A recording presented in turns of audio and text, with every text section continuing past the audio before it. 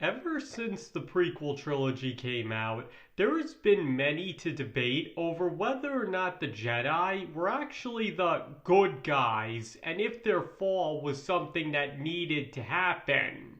And considering their strict rule of not forming attachments, and how this pretty much ends up leading to their downfall, it's not hard to see why some would question if they're really as good as they're made out to be. But that being said, to view the Jedi as the bad guys, or at the very least, quote, a part of the problem, or not good guys, completely misses a fundamental aspect of what the prequels were trying to say. Because in truth, the prequels show why the Jedi fell in the first place. Basically, they had gotten way too arrogant and complacent because they were convinced they had defeated the Sith a millennium earlier, and thus most of them had not only never faced a real challenge before, but were in no way ready for it when that challenge arrived. But because many don't pick up on that, it's caused the Jedi, and even the Sith, to be painted in a false light because of that misunderstanding.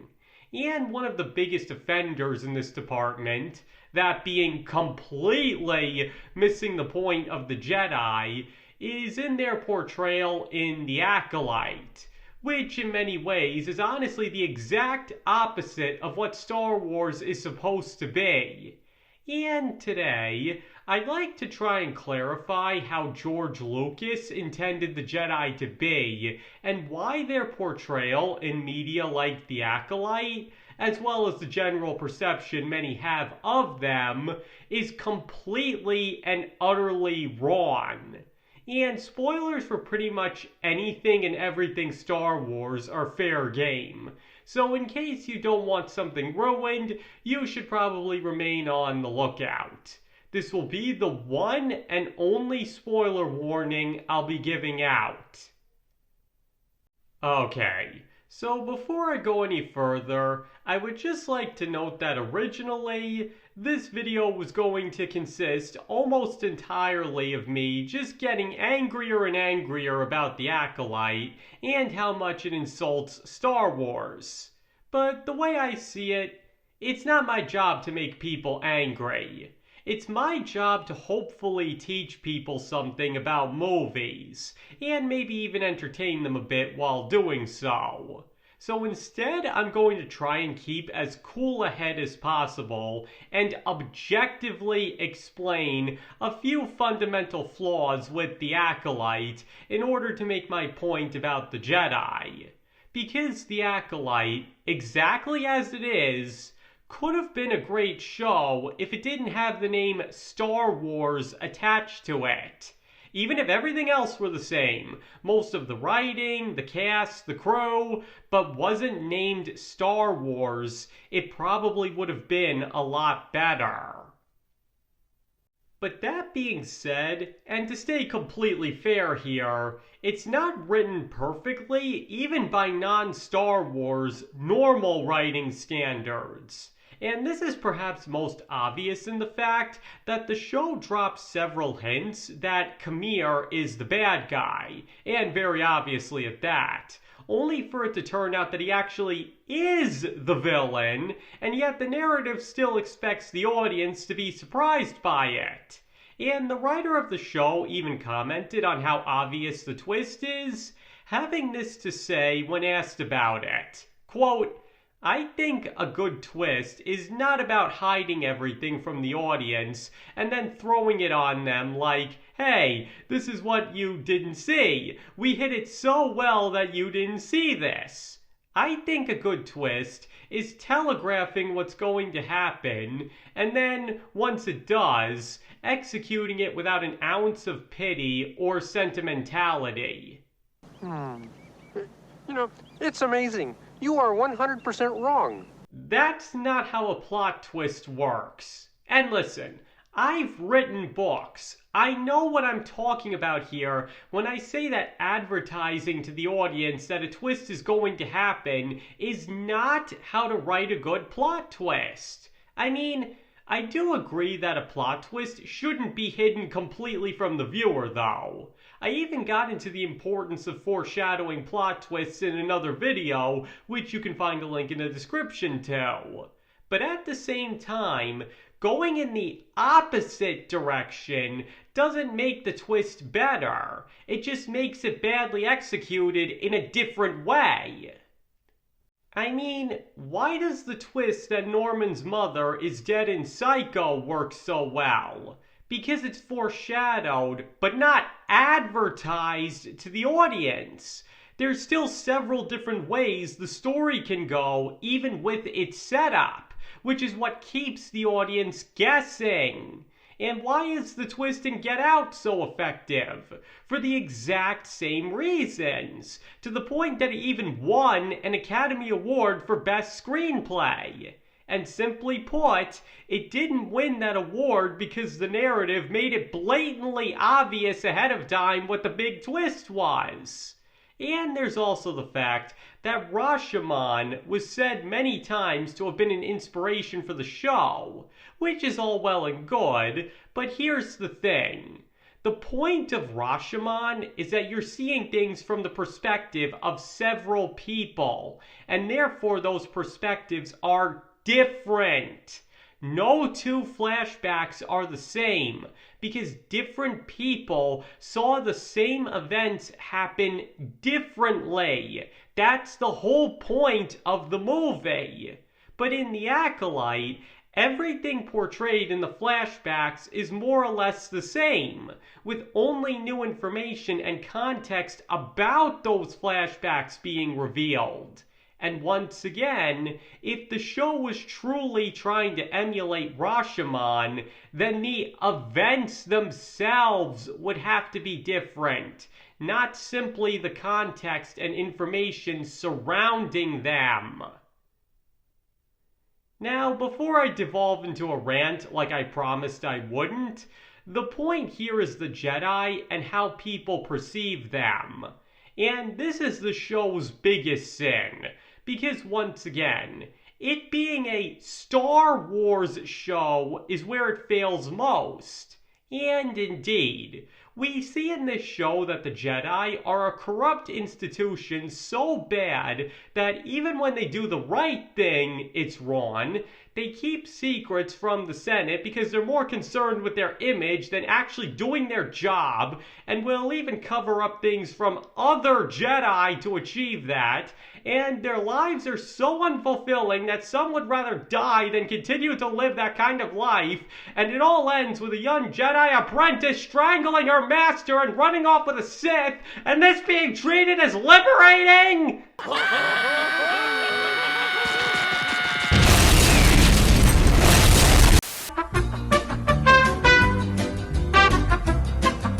Sorry, I know I said I wouldn't do that.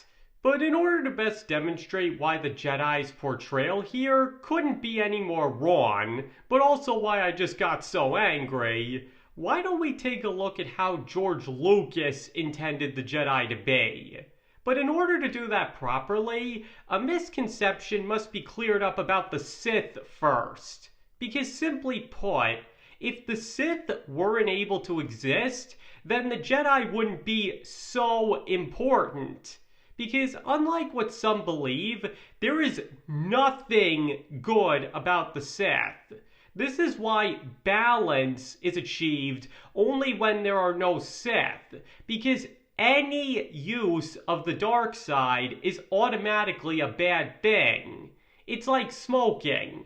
It might make you feel good at first, but all it's going to end up doing is hurting you and making you sick in the long run, offering no true benefit to using it.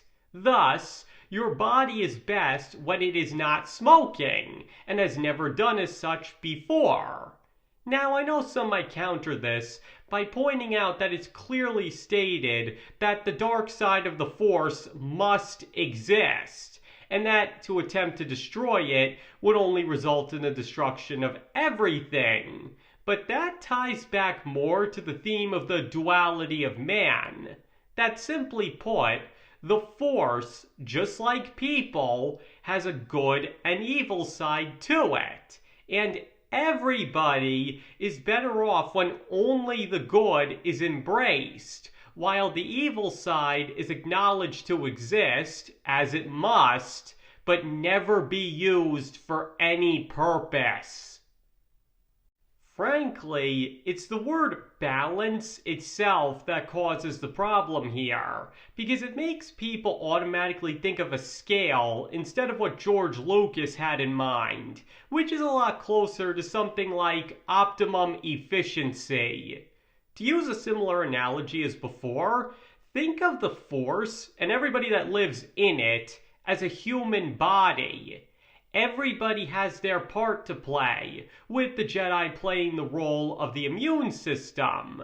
And the Sith and others who use the dark side serve no beneficiary function to the body, instead being a parasitic disease that wants to take everything for itself at the expense of everyone else. And this is where the Jedi come in, as the immune system, to get rid of the disease to allow the body to return to optimum efficiency. In other words, balance is the equivalent of a perfectly healthy body. And one does have to admit, a body isn't healthy when it has any sort of disease, is it? Only when a body is free of disease can it be considered healthy. And in a similar vein, to not have an immune system obviously wouldn't make the body healthier, and would inevitably lead to terrible consequences in the long run. And as a result, the galaxy's lowest point is when the Empire is in full swing and the Jedi are gone. It's as if a disease has ravished the entire body with no immune system to stop it. And if it isn't stopped, it'll end up destroying everything. So with the need for the Jedi firmly established, there's also their behavior that has caused many to see them in a bad light. But, as I touched on at the beginning, the point of the Jedi in the prequels is that they've become too flawed. To put it simply, George Lucas is trying to show us why the Jedi failed, not demonstrate what they looked like in their prime. Because, as I got into in my video on The Last Jedi, which you can also find a link in the description to, contrary to what some people believe, the Jedi were not at the height of their power when they fell. They were simply at their most well-known. But considering Yoda even says in Attack of the Clones that the Jedi are starting to be cut off from the Force, as well as that they're all getting too arrogant for their own good, it's obvious that the Order's golden age is well behind them. Because, once again, their aloofness, their arrogance, all of this is to show how the Emperor could have beaten them. Not that this is how they always behaved. To put it another way, trying to compare how the Jedi behave in the prequels to how they normally behave is like trying to judge the entire span of the Roman Empire from only the years 455 to 476. All you're going to see is a dynasty on its last legs, as well as everything that led to its final fall working in action. As a result, anybody who's only seen or knows Rome in that light would not only assume that's what its entire reign looked like, but also wonder why it's considered one of the greatest empires to have ever existed. Because they're viewing it in the wrong context. Honestly, how Yoda and Obi-Wan behave in the original trilogy, or how Qui-Gon acts in The Phantom Menace, is a lot closer to what Jedi are supposed to be like. and had been for most of the Order's existence. It was only after centuries, without a real challenge, did they start to become arrogant and complacent, hence them acting the way they do in the prequels. But that is by no means how they should be acting, as their downfall perfectly demonstrates. And of course, there is specifically their no attachment rule, which, along with them having to rigorously keep their emotions in check, is something they get a lot of flack for.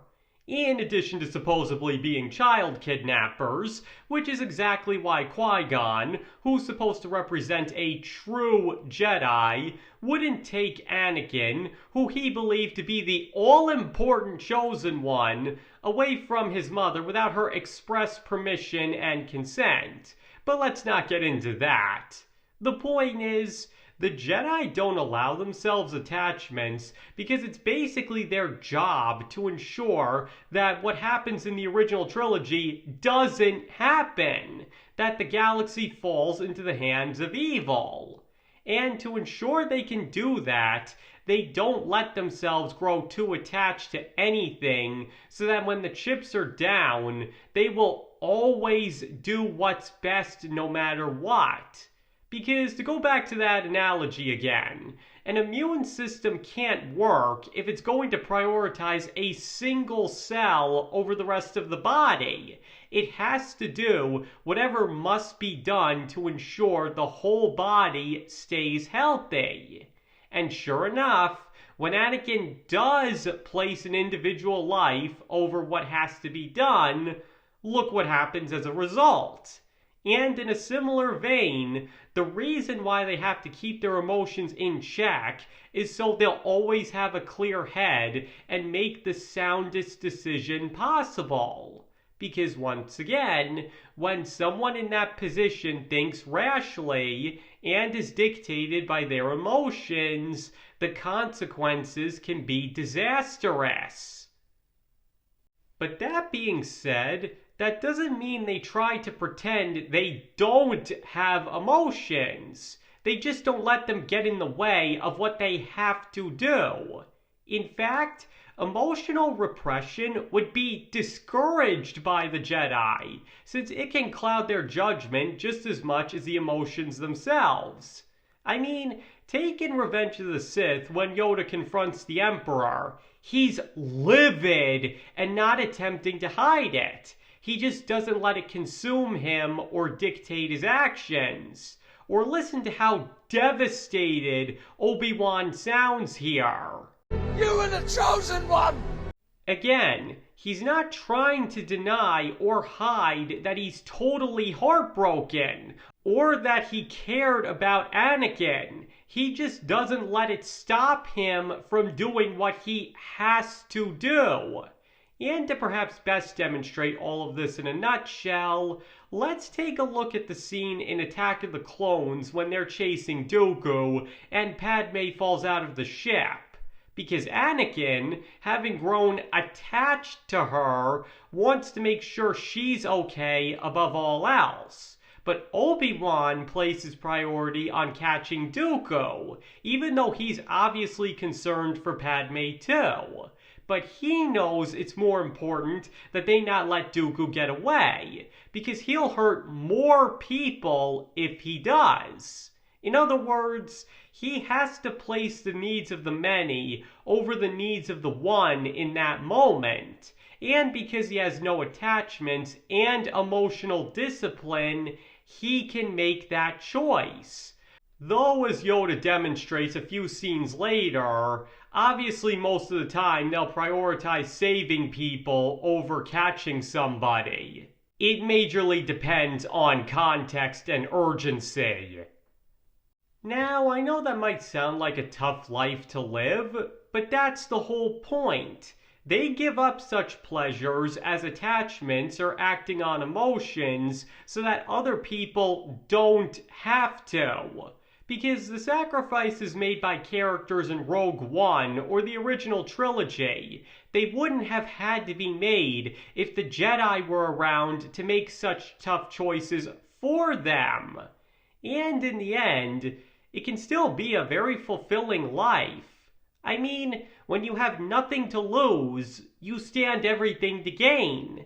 And a lifetime of doing nothing but helping others can be a really fulfilling existence for some people. But at the same time, you don't have to live that way. George Lucas isn't trying to say that if everybody lived like a Jedi, they would be happier. Absolutely not. All he's trying to do is show what the life of a Jedi would realistically look like.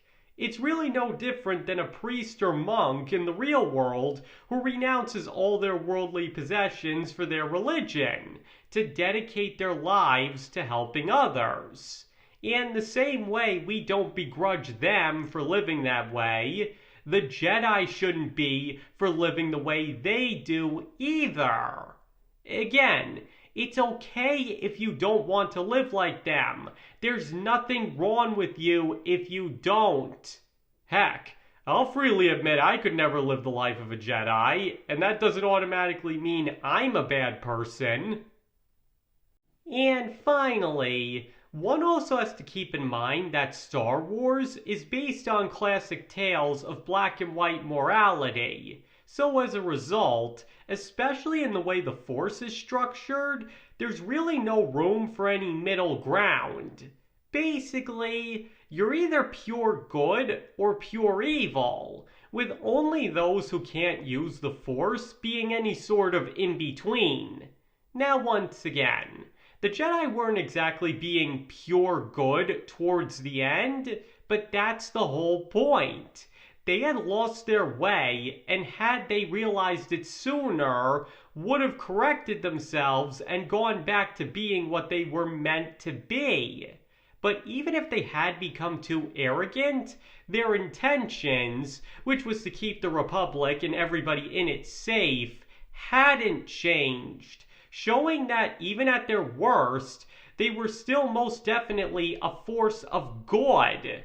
While on the flip side, the Sith are always evil and selfish, working for their own ends exclusively, and never caring about anybody else or wanting to do good. Even if one becomes a Sith with good intentions, it'll never last. The dark side only corrupts and destroys, and nothing good will ever come of it. I even spoke more about this in my video on Darth Vader, which you can also find a link in the description to if you're interested. So hopefully all of this extra context has helped show why The Acolyte is terrible as far as being a Star Wars show goes. Because simply put, it gets everything about the dynamic between the Jedi and Sith wrong, completely demonizing one while glorifying the other when it should be the other way around. And once again, the fact that they are portrayed that way in the show reveals the fundamental misunderstanding the writers had for the prequels. Because as I already said, the story that's told here is not a bad one.